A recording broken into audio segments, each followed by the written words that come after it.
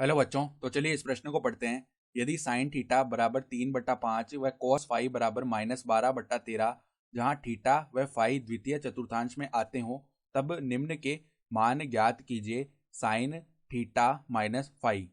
तो यहाँ पर देखो, हमें साइन थीटा माइनस फाई का मान बताना है। तो प्रश्न में आगे बढ़ने से पहले इस प्रश्न से संबंधित जो मुख्य अवधारणा है उसकी हम चर्चा कर लेते हैं।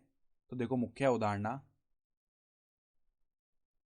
यहाँ पर देखो, हम एक सूत्र जानते हैं कि साइन साइन ए माइनस बी का जो सूत्र है वो क्या होता है, साइन ए कॉस बी, साइन ए कॉस बी माइनस में कॉस ए साइन बी, ये होता है सूत्र।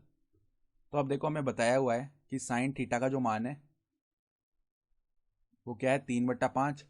तो किसी भी समकोण त्रिभुज में साइन थीटा क्या प्रदर्शित करता है, लंब और कर्ण के अनुपात को। तो यहाँ पे ये जो 3 है ये लंब को प्रदर्शित कर रहा है, ठीक है, और ये जो 5 है ये कर्ण को प्रदर्शित कर रहा है। तो अगर हम यहाँ से आधार निकालें तो आधार क्या होगा, देखो पाइथागोरस प्रमेय से वर्गमूल में कर्ण का वर्ग यानी कि 25 माइनस में लंब का वर्ग यानी कि 9, तो ये कितना बन जाएगा, वर्गमूल 16 यानी कि 4 आ जाएगा।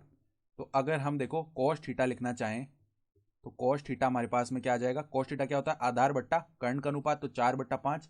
अब देखो, चूंकि चूंकि थीटा जो है द्वितीय चतुर्थांश में है, थीटा द्वितीय चतुर्थांश में है, चतुर्थांश में है, तो क्या होगा, अतः यहाँ पे द्वितीय चतुर्थांश में हम जानते हैं कि साइन थीटा जो है वो धनात्मक होता है, लेकिन कॉस थीटा जो है वो ऋणात्मक होता है। तो कॉस थीटा का मान यहाँ पे -4/5 आएगा द्वितीय चतुर्थांश के लिए, ठीक है। ये हमने जो कॉस थीटा निकाला था ये तो हमने प्रथम चतुर्थांश के हिसाब से निकाला था, लेकिन सवाल में हमें बोला गया है कि थीटा जो है द्वितीय चतुर्थांश में है, तो इसका मान -4/5 हो गया।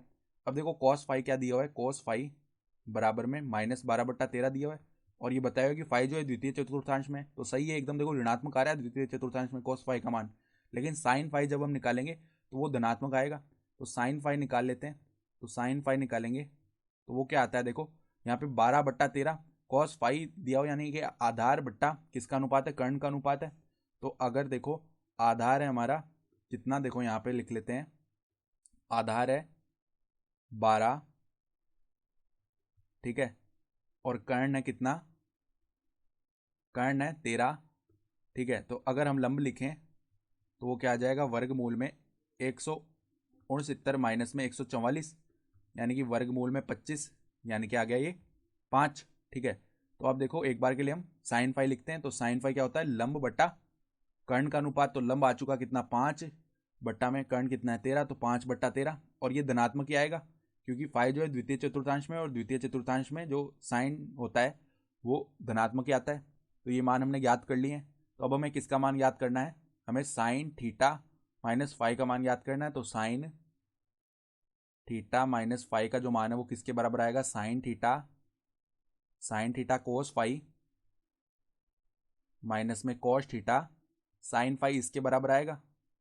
तो अब देखो साइन थीटा का मान है कितना, सवाल में दिया हुआ है 3/5 है, गुणा में कॉस फाई का जो मान है वो भी सवाल में दिया हुआ है -12/13 है। माइनस में देखो जो कॉस थीटा का मान है हम याद कर लिए हैं कितना आया है, कॉस थीटा का मान -4/5 आएगा, तो -4/5 गुणा में जो साइन फाई का मान है हम याद कर चुके हैं 5/13 आया है, ठीक है।